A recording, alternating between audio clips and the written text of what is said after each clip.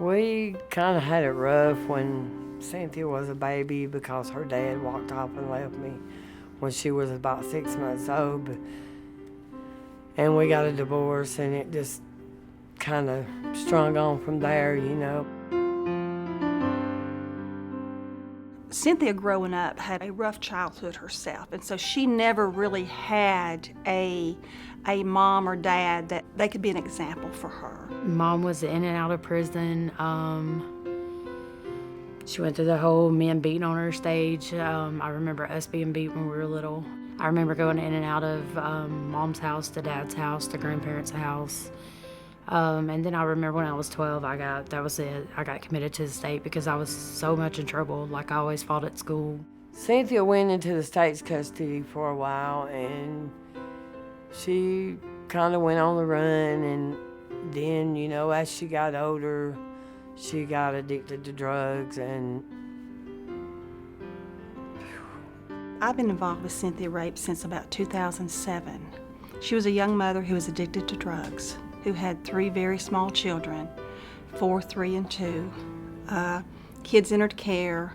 If it wasn't about getting high, then I didn't have no part in it. Like, that was my only time-consuming thing to do, was to find the next high and to use. And how I was going to use or how I was going to get it to get high. when she was on the drugs, she was, I don't know, it was like she was a demon.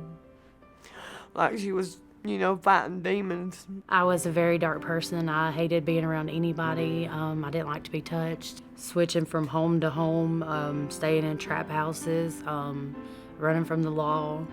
Like, I've been in just about every predicament you could put yourself in.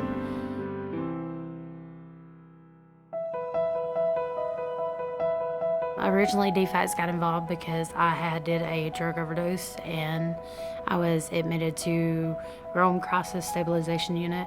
I got on drugs too. I was on drugs and I was out there. I thought at one point in time I like to lost my life. I OD. And it was really bad. Do you remember what you used to feel as a kid? Just that lonely, like not fitting in, knowing something wasn't right. I remember feeling not loved, maybe not wanted, didn't fit in anywhere I went. So she's always struggled, but her mom has been clean and sober for 15 years.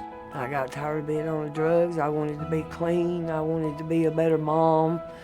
And being on drugs, you can't be a good mom. From there, they tried to release me, and I asked them if I could get help because I was a drug addict. It does go from generation to generation, like you are known what you've been raised in. But she just opened her eyes one day and she said, I'm through with this kind of life. I'm ready to get clean and get myself and get my kid back. And it's wonderful. To be honest with you, when I used to have open cases with DFACS, I would get so mad. I'd get so mad when they'd knock on my door. Now, I cooperate with them. Like, I pretty much had to prove myself to these people. You get what I'm saying? Like, they knew me from a kid, they watched me grow up, then they see me have kids, and then they watched me make the same mistakes, you know, that my parents had did. So I had to earn it back. And I knew that's what it was, but at the same time, like, I don't know. I wasn't able to surrender at first, but then when I surrendered, I seen how much better it was. We have struggles, no matter who we are, that they may not be addiction, they may not be alcohol, they may not be mental health, but we all struggle each and every day. And I don't want someone to judge me on the cover of the chapter that they just see me on. I want them to be able to say that this is just one chapter. Let's go to the next chapter. She just kept fighting it. And she won. She won. I'm proud. I'm proud of her. I really am. And I'm proud to have my grandbaby back home too and out of foster care. I'm a very strong woman, and now I can see that for what it is. As before, I was very insecure. Like, I didn't know who I really was or what I wanted in life. Now I have goals and dreams, and it gives me more motivation to keep fighting. It's hard being a mom. There isn't no, like warning labels or no directions or anything. So it's really hard, especially when I've not really had parents myself. You know what I'm saying? People can change, and they want to change. They want to do better.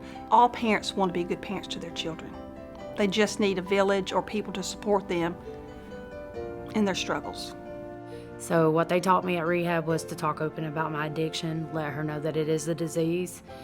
I don't know, it's hard. Like some things you have to, kitty coat for her. And then there's other things like I feel like just being honest will help her get through life better.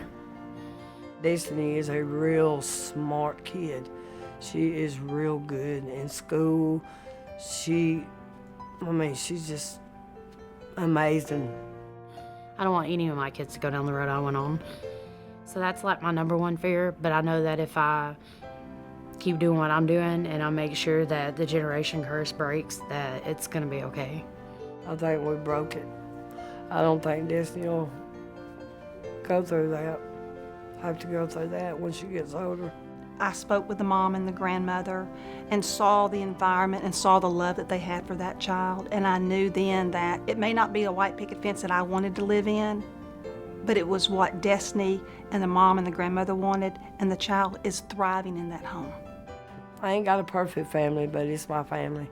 But they're getting themselves on the right track. So I'm very proud of myself. I'm ecstatic. I tear up and cry, but I don't mean to do it. But it's happy tears. It's happy tears. Do you love your mom and your grandma? Tell me about what you feel for your mom and grandma.